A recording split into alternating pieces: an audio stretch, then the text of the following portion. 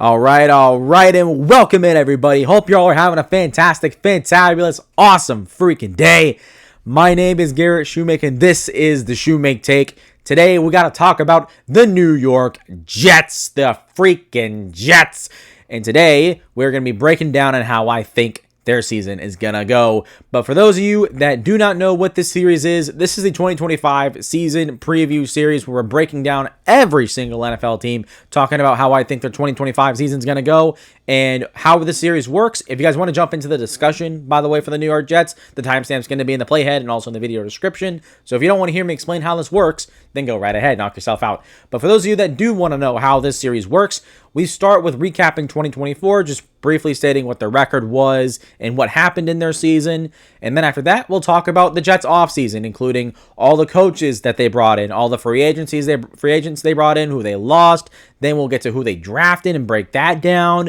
And then after that, we'll get to actually talking about the team a little bit, how I feel about it, what should be good, what should be bad, stuff like that. And then we'll analyze their schedule, look at if it's tough, is it easy, break down each game and tell you kind of where I feel about each spot and kind of section out each kind of portion of the season.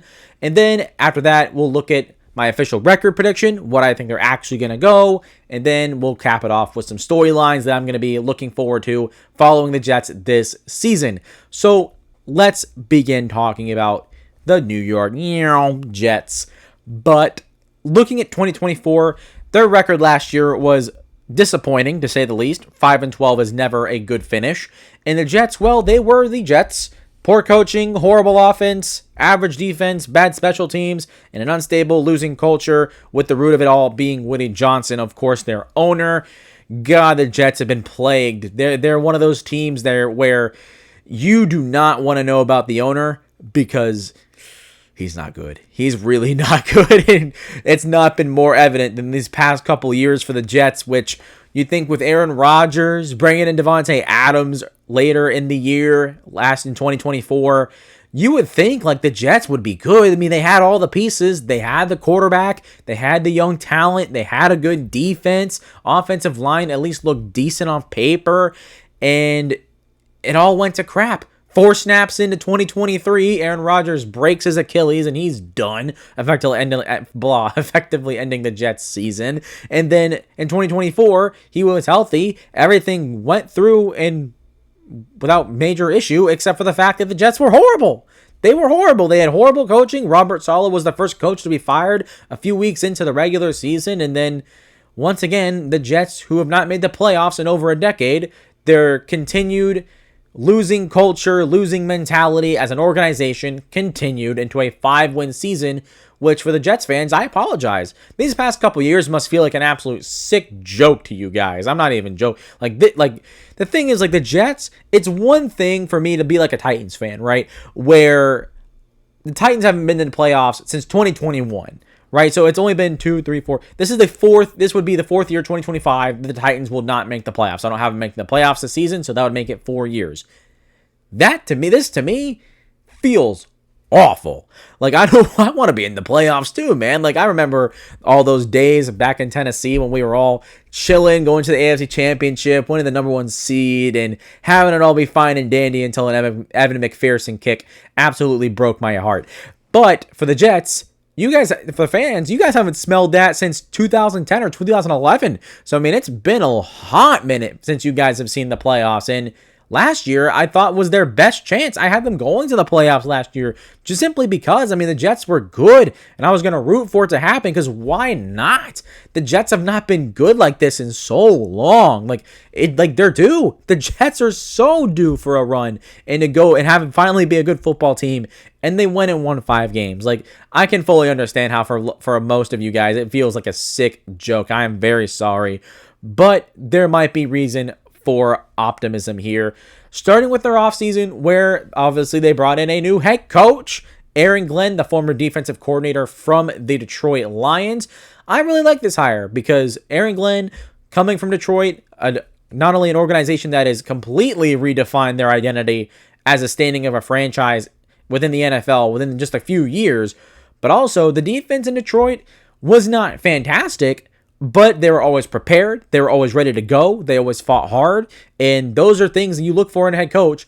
that are very, very important. So to bring in a guy like that really, really excites me. I feel like Aaron Glenn's going to be like Mike Vrabel, where as a coordinator was not the best, but I think he's going to be one heck of an NFL head coach where he's going to get guys ready to go. He's going to get them hyped, and he's going to get them to want to run through a wall and absolutely lay it down for him. And I'm excited for that. The Jets need something like that. They need a coach like that. They've had failure after failure after failure of coach, not being able to cultivate a winning culture. And I think Aaron Glenn has a real shot to be able to do that. But he's not going to do it alone because he's brought a bunch of head coaches with him, as you can see here on this excerpt from this article that I had to pull. I could not find like any graphic or any like just set list of all the coaches they brought. I thought about making a graphic for it, and maybe next time I talk about a new head coach, I will. Maybe not Mike Vrabel, who's going to be next after this one with the Patriots, because all those graphics, everything's already been done for that video by this point. By the time you guys are seeing this, I apologize. But looking at it here, they brought in offensive coordinator Tanner Engstrand from Detroit. They also brought in Scott Turner, Jeff Blasco to be tight ends, Steve Hyden to be offensive line coach, Charles London to be a quarterbacks coach. Actually came from Tennessee before he came here. And then, does that say Nick McKissick? It's a little blurry on my screen. I'm sorry. Nick McKissick Luke. And then Brian Natkin, stuff like that. It's John Jefferson. So they brought in, obviously, a whole new coaches on the defensive side. This is where I get really excited because they brought in Steve Wilkes to be their defensive coordinator.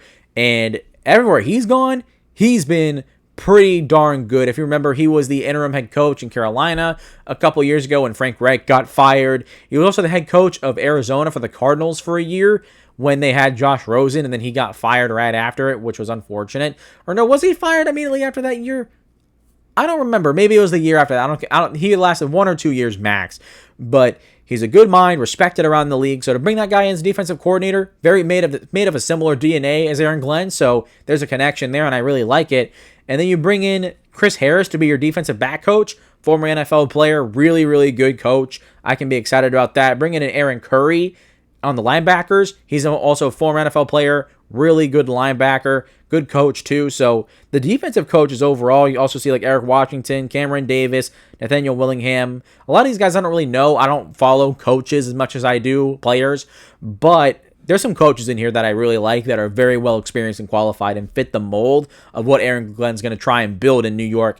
So really like what they've done so far. I can be very encouraged by this coaching staff they put together. Even though I don't know all of them, I can be confident in Aaron Glenn that he's brought in guys that he believes in, that he believes is going to do a good job. So I have every right to believe in that right now. And then you get into free agency and who they added player-wise. And on the offensive side, doesn't start any bigger than quarterback Justin Fields. Gave him like 2-year, $40 million deal back in May or April, March maybe. It was March, I think. Yeah, March is when free agency opened, actually. Yeah, so back in March. And quite frankly, I'm sorry, Justin Fields, I'm not a believer in Justin Fields. I have stated this. I have been on record for saying that numerous times. I'm not going to talk about it very much because I don't want to get too far away from the actual breakdown of the Jets. But for Justin Fields, I'm not a believer. Even though he looked good in Pittsburgh, they went 4-2. His numbers look good. And well, I was even saying that they should stick with Justin Fields because they were winning with him. And you don't want to bring in another quarterback into the mix at the time, Russell Wilson, and then potentially screw that up. Because if you start losing games with Russell Wilson, then you're going to be in trouble. But there's a reason why when Russell Wilson was healthy and ready to go, they went right back to him and the offense got a lot better. And that is because if you go watch the tape of Justin Fields, a lot of the stuff they were running was 1-2 progressions, schemed up stuff, a lot of things that make it easy for a quarterback to read, a lot of elementary stuff. And when it came time to drop back and go through 3 or 4 progressions, he struggled. He looked inconsistent. And so I can see now why, looking at the tape, I can see why they jumped back to Russell Wilson so quickly. Because Justin Fields, even in all of his time in Chicago, never developed as a passer. And so I cannot believe that Justin Fields all of a sudden is going to be improved. While I hope that happens, I'm not saying I'm rooting for Justin Fields to fail. It's just I've seen enough play of Justin Fields. I've watched enough tape of Justin Fields dating back to Chicago that he just has not developed as a passer and enough for me to be confident in that. So we'll have to see what happens. I could always be wrong, but I am not confident in this signing. But who else were they going to get? There wasn't that much better options available. But then going back to the list, though, some other notable names on this list, they brought in wide receiver Josh Reynolds. He's fine. He's been with Detroit for a while, so the connection's there. That makes sense. Then they brought in Derek Nottie at defensive tackle, along with a couple other guys to fill out the depth that they lost in free agency, which we'll look at in a second. And they also brought in Brandon Stevens at corner. One of their other big signings came from Baltimore. I like this signing. I think it's a good fit. I think he's a good player that's gonna line up outside of Sauce Gardner and solidify that cornerback 2 position. That should not be an issue. I think Brandon Stevens should be playing pretty well. They also brought in Andre Cisco at safety, so another veteran addition there. And then you look at the losses, and here's where things start to stack up a little bit against the Jets. Obviously, they lost Aaron Rodgers. They cut him. Devontae Adams is a free agent. Got rid of him. Bye-bye. Tyler Conklin, their starting tight end from last year, he left. He's gone. I think he went to the Chargers. I'm pretty sure I could be wrong on that. But then they lost right tackle Morgan Moses. Then they lost Javon Kinlaw, Solomon Thomas, guys that were starters or slash backups on their defensive line, I think, actually. But then Hassan Reddick is the other big name that they left. God, that was an absolute disaster for the Jets. Held out, didn't come back until like halfway through the year, and by the time he came back, he wasn't good anymore.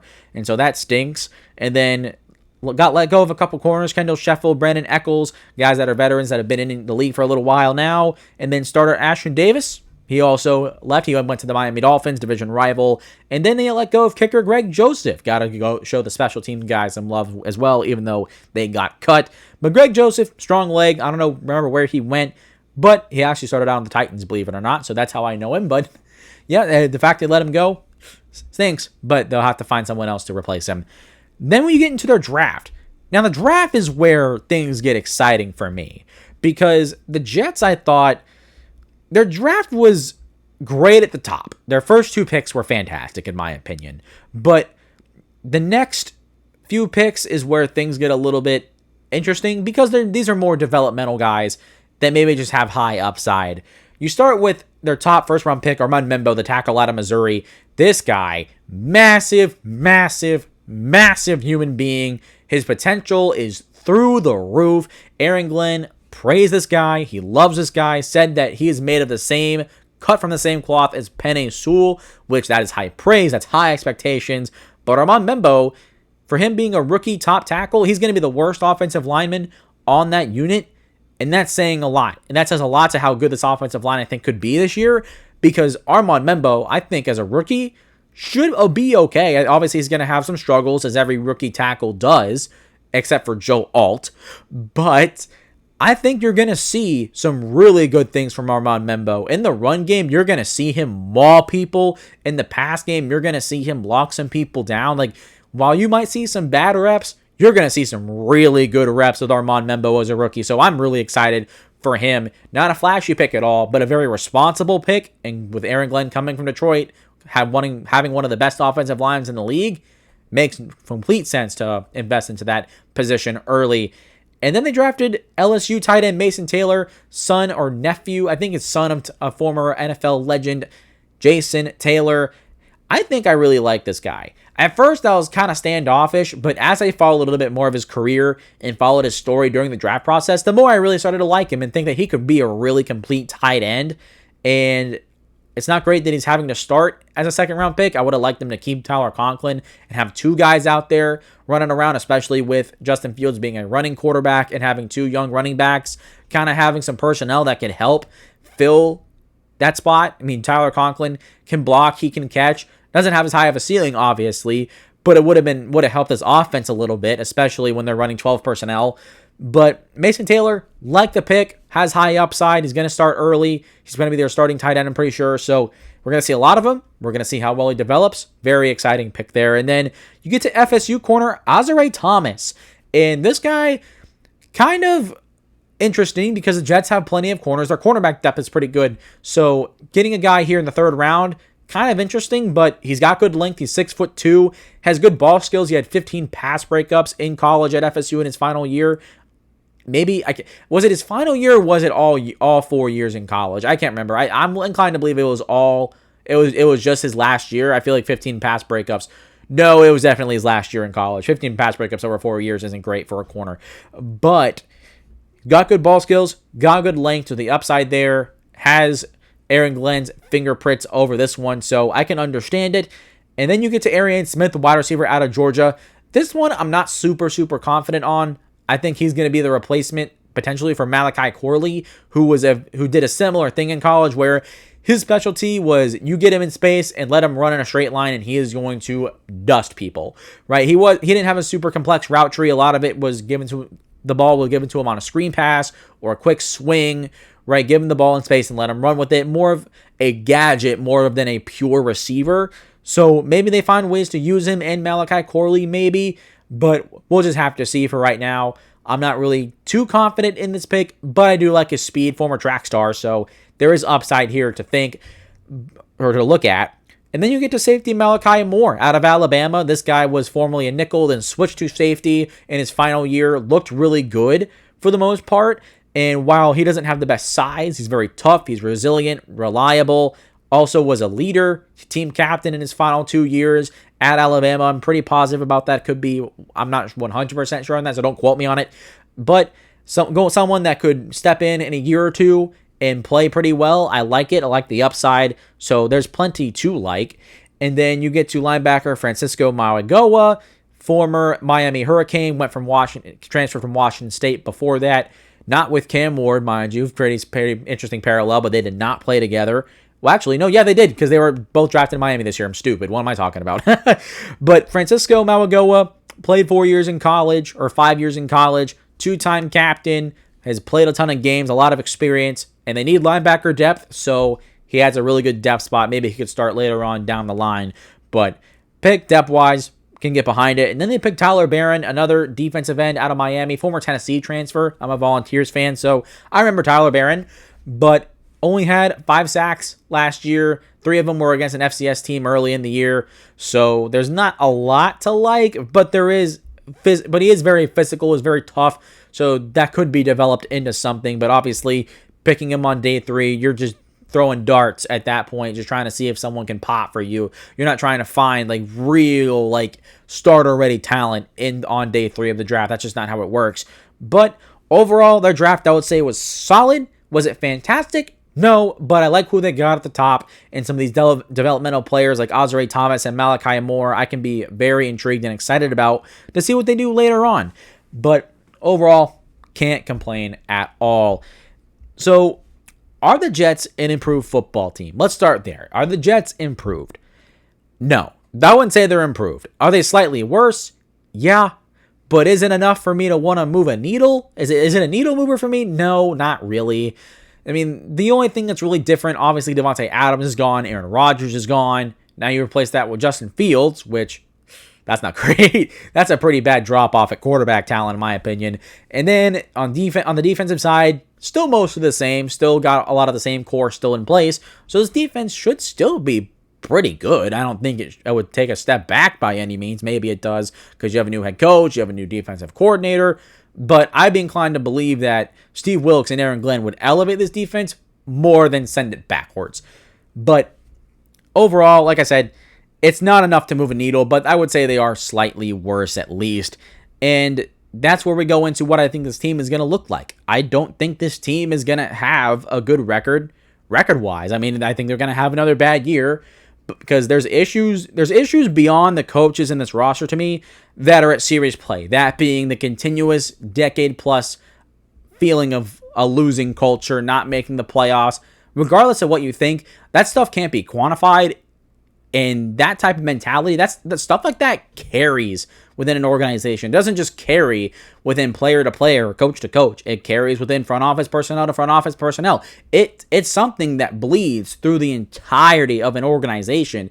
That losing culture really is hard to break. It really is hard to break. I mean, look at the Cleveland Browns. They've been terrible for 20 years. Look at the Jets. They've been horrible for over a decade. Look at the Raiders. They've been horrible for almost 30 years at this point. They were kind of fell off a cliff in the 90s. So, I mean, bad football teams and losing cultures, those can persist. Those can persist for a long time. Even if you get a couple playoff years where you look good and things might be turning around, doesn't mean all of a sudden it's all fixed. You got to be able to do it consistently every single year to get yourself out of that hole. And those 3 teams I mentioned had periods where they were good during their terrible years. And, well, they went right back to being terrible a couple years later, which which for the Jets, they're trying to get out of that. And, well, that's going to be hard. And this year, I think it's going to be another bad year for the New York Jets. But I will say this, they do have the upside to set a new foundation to begin overcoming that problem. Like I mentioned with Aaron Glenn, coming from a team in Detroit who has completely revitalized their team and their standing within the NFL. You looked at Detroit Lions forever and ever were a joke, a complete joke. And now, within a few short years, Aaron Glenn has helped be a part of this Detroit Lions organization being revered as now one of the best at looking at how well they've turned their organization and their team around. And so Aaron Glenn deserves a lot of credit for that because he was a big part of it. He was the defensive coordinator, obviously. So being around all those players, being around all those other coaches, he's learned a thing or two about what it's like to take on and be a part of a terrible organization and make things better. So uniquely, I think Aaron Glenn is in a good position for the Jets because the Jets are in a similar spot. They have been bad for so long with a perpetual losing culture that I think he's one of the few guys that can actually lay a foundation to get the Jets out of this funk that they've been in. So while I don't think they're going to have a good year, I think there's going to be plenty to like. I'm very much hoping so. I believe that Aaron Glenn could do that. And, well, some of the foundational things that you need on the field to be good at that is good trenches, and those are the two positions on this team that I think are the best. Defensive line, obviously Quincy Williams, brought in Derek Nottie. Then you have Will McDonald, who's getting better every single year, it seems like. And then Jermaine Johnson, a former first-round pick. That should be a pretty strong defensive line. And then you look at the offensive line, ranked at number 1. Doesn't mean I think they're the strongest part of their team. I kind of just list them as I see it, not really in any particular order. But offensive line, I think, should be really good this year. You look at who they got. And obviously, right tackle, Armand Membo. He has been so good at Missouri, such good upside. I think he's going to be the worst part of that offensive line. And then you get into the, what was the record? Elijah Vera Tucker. You get into Elijah Vera Tucker, was hurt for the first beginning of his career. And then after that, last year in 2024, he had his best year. He was finally healthy. And now he's kind of lived up to his first-round pick pedigree. And so you're hoping that he can build another year off of that. So that is encouraging. And then at center, Joe Tippmann. Joe Tippmann was one of the best centers in the NFL last year. Absolutely, in his second year, broke the heck out. This dude was nuts. Give this man some long, gold blonde-like hair and call him Nick Mangold. Because he was absolutely killing it. And then left guard, John Simpson. He's all right. He's good, solid. He's never been an issue, so you can't complain about him. And then you get to left tackle, former first-round pick, 11th overall pick out of last year's draft, Ola Fashanu. This guy, well, the beginning of the year didn't play a whole lot and kind of went around the line, finished out the year at left tackle, and finished strong. And I mean very strong. So going into year 2, you're expecting Ola Fashanu to be much better this year than what he was as a rookie. He's going to get a lot more playing time. He's going to be set at left tackle and not be moving around the line like he did last year. And so now that he's set in stone, ready to go, given how strong he finished, I think he's going to be better this year. I'm excited about Ola Fashanu and Armand Membo as these two young tackles continue to develop for the New York Jets. Because man, oh man, is it exciting. I just knocked my script over. I apologize. Let me get back to my Jets script here because it backed me out. Okay, now we're back. Okay, so the next strength is linebacker. Not because of their full linebacker room, like I said, they needed depth, but some of the guys on top, Quincy Williams, Jamin Davis, Jamian Sherwood, these are all good players, and there's nothing wrong with these guys.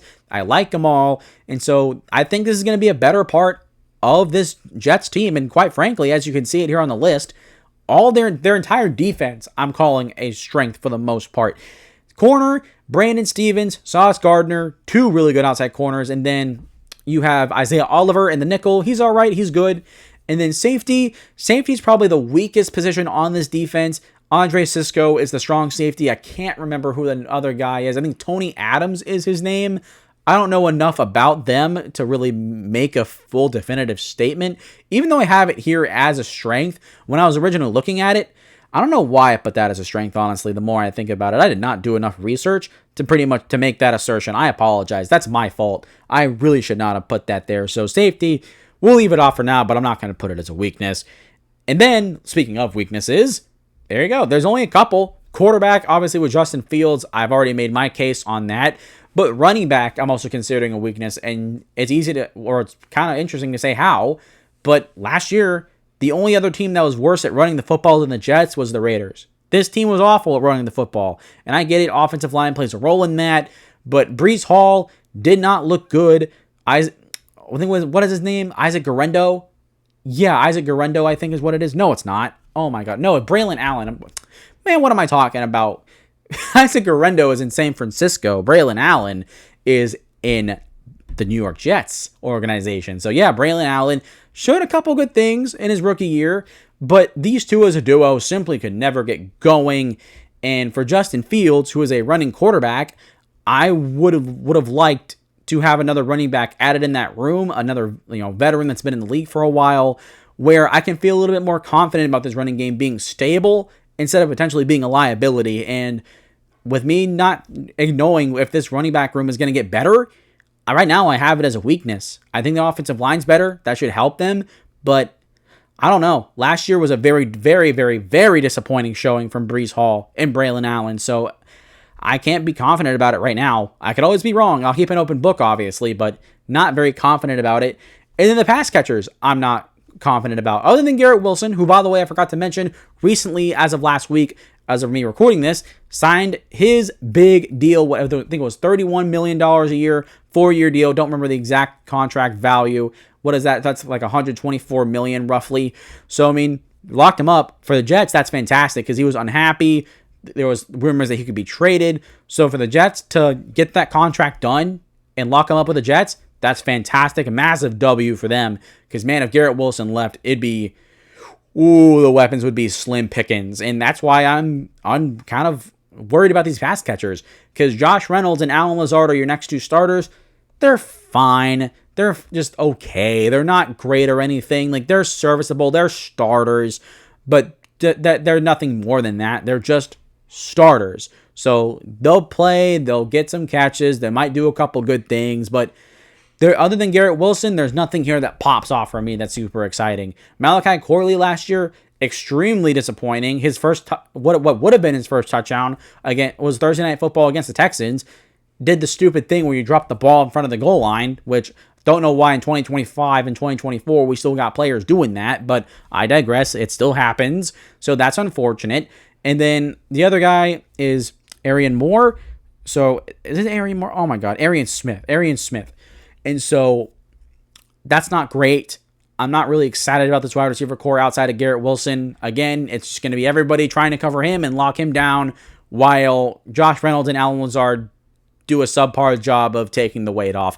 So I'm not excited about that. And with Justin Fields at quarterback, you would think you'd try and surround him with a little bit more weapons. They tried their best. They brought in players, but I'm not confident about the weapons on the offensive side whatsoever, which is why I have just about everything on the defensive side a strength and the offensive line, and then everything else is practically a weakness.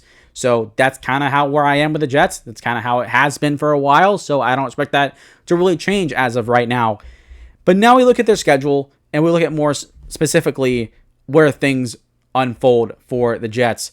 So week 1 against the Steelers, you face Aaron Rodgers.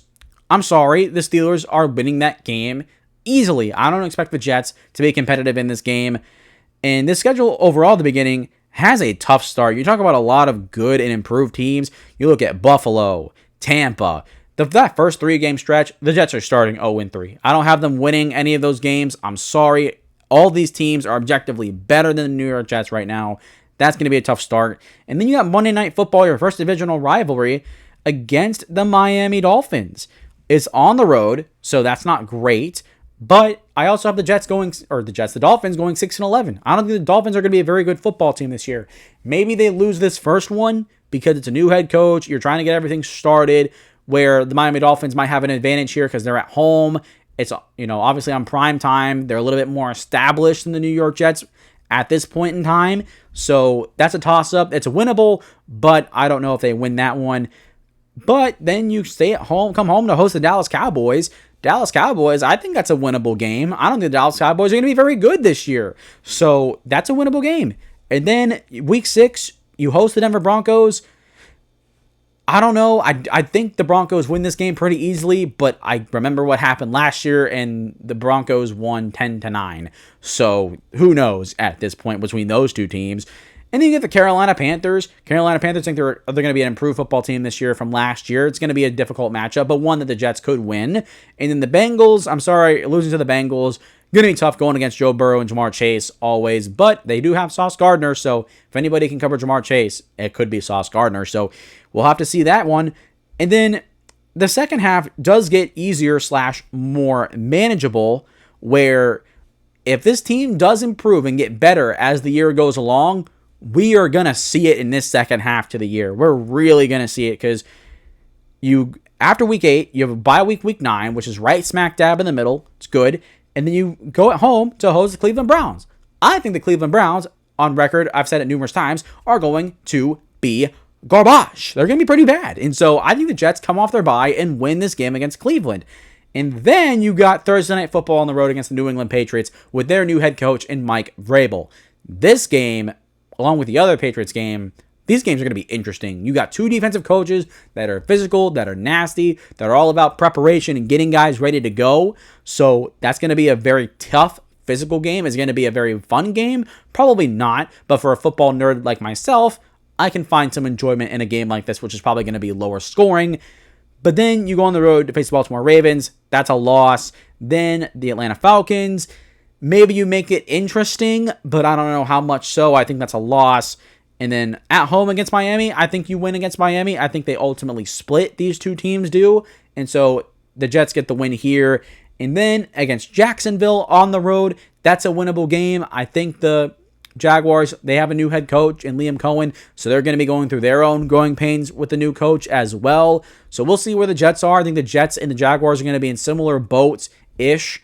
So that's a game that is winnable. Then week 16 on the road against New Orleans Saints, I think you win that game too. I think the Saints are going to be the worst team in football this year. And so there's a 3-game stretch where you can really put something together and show some serious improvement. And then week 17 at home against New England, you could probably win that game. So you're talking a 4-game stretch that actually is very advantageous and very manageable for the Jets. And then week 18 against the Bills, maybe you win that one if the Bills, if their playoff positioning is locked up by that point. But if they're still playing in week 18 and their starters are out there, I'm sorry, the Bills are going to win that game. So at least it's on the road. If you can get a win against New England week 17 for your home closer, that would be pretty good. And so you're looking at a team where there's definitely a lot of reason to be improvement. And you look at some of these tough games, the first 3-game stretch is going to be really, really tough, but also be very challenging and really telling of what this Jets team is going to look like, because it doesn't get much harder than these first 3 games. And so if they can look at least somewhat competitive, that could be a good sign. But if they also start 0-3, I'm not going to be so concerned about it where I'm going to want to fire Aaron Glenn, bench Justin Fields. No, like these are just better football teams. But then you look at teams like the Cowboys, the Panthers, in that 4-game stretch I told you about. All these games are important because these are the most winnable games on their schedule. And these are games that where if this team, like I said, gets better as the year goes on, they're going to win these games and you're going to see it. Like there's a real chance here for the Jets to really build and finish strong. And so that's very encouraging. But ultimately, I had them finishing 3rd in the division. I originally had them 4th, but as I got closer to making this video, my tunes kind of changed it a little bit. So now I had the Dolphins finishing 4th, which is why you saw that one first. Now you're seeing the Jets, which I had them finishing 3rd. And obviously, I don't have them making the playoffs, but my record prediction officially for the New York Jets is going to be 6-11. Like I said, record-wise, it's not going to be great, but I think by the end of the year, things will be looking a lot brighter than what that 6-11 record shows. So what are some storylines that I'm going to be looking at for the New York Jets? Well, here is the number one. The biggest one is how competitive does this team look? Are they prepared? Do they look clean? No penalties, well coached. That's the stuff I want to see. Aaron Glenn is bringing all that type of stuff from Detroit. Competitive, prepared, clean, well coached. All that stuff is something the Jets have not had in a decade. So if Aaron Glenn can come in here in his first year and this team can really show improvement in this department and show elements that they can be this type of football team that matches that criteria, That's going to be very fantastic and very motivating for what the future could be for this unit. And then the second one, going hand in hand, will this team win in one way only? The Jets, just like every other bad football team, when you only win a few games a year, you're going to win them the exact same way every single time. The Jets only knew how to win one way, and that was horrible offense. Let this defense drag the other team through the mud and eke out a low scoring win and go on to next week. I do not want to see the Jets win that way every single game. If they win that way every single game, then it's not going to be as encouraging. I want their offense to do well and put up some points. I want this defense to be consistent all throughout the entire year and not have to absolutely ball the heck out. I want this team to be balanced. This team has not been balanced, and how they've won games is reflective of that. Number 3 is, how does Justin Fields do? While I'm not a believer in Justin Fields, there is a reason to believe that he could be okay this year. I mean, number 1, the offensive line is the best offensive line he's had ever since being in the NFL, which is a plus. And then you look at Garrett Wilson. He was his teammate at Ohio State, so there's a connection there that is familiar for him. Along with that, you also have a running game that has Braylon Allen and Breece Hall. And if these guys can step up and play better than they were last year, then you add in Justin Fields' element to the run game, and you have a backfield that could be pretty deadly. And so I could see some pretty creative ways that this offense could run the football, and I'm excited for that. I think they're going to be pretty fun to watch running the ball for the most part. Maybe not like 100%. Like I mentioned, I still see Braylon Allen and Breece Hall being a weakness. But at least with Justin Fields and some of these other younger receivers like Malachi Corley and Arian Smith, guys you like to get the ball in space, I could see that they could, all the creative ways that they could use to run the football. So maybe saying that they're going to be running the football good this year, I probably shouldn't say it like that. That's not exactly what I'm trying to get at. But there's a lot of creative ways that they could use their players to run the football, which is encouraging. So we'll see how they use it. And then number 4, do these weapons rise up or fall flat? Talking about, like I mentioned, with Braylon Allen and Breece Hall, but also Garrett Wilson, can he continue to be great? Can Josh Reynolds and Allen Lazard be reliable? Can Mason Taylor show growth as the season goes along? Because that's one thing, is that the Jets' passing weapons, running weapons, have never been consistently good all across the board. Can these weapons continue to improve? Can they evolve? Can they rise up? Or are they not going to get that much better and fall flat, really holding this offense back? And then number 5, can this defense continue to play well? Under a new head coach and a new defensive coordinator, there's going to be a lot of newness. There's going to be a lot of change. So despite a lot of the same players being here, a lot of the terminology, a lot of the scheme, like all that stuff is different. And it takes time for players to adjust to that. So with an offense that I'm not super duper confident in right now, can this defense continue to play as good as it normally has over these past couple years? We'll have to see. I'm more inclined to believe that they will. I believe that with Aaron Glenn and Steve Wilkes and these coaches that they brought in, I'm more inclined to believe that this defense will continue to be good, if not improve. And so that's not going to be too big of a concern for me. Even if they take a small step backwards, I mean, it's understandable. I'm not going to be over here banging my head against the wall or anything, but it's going to be something to look at as this team continues to grow, especially with this offense.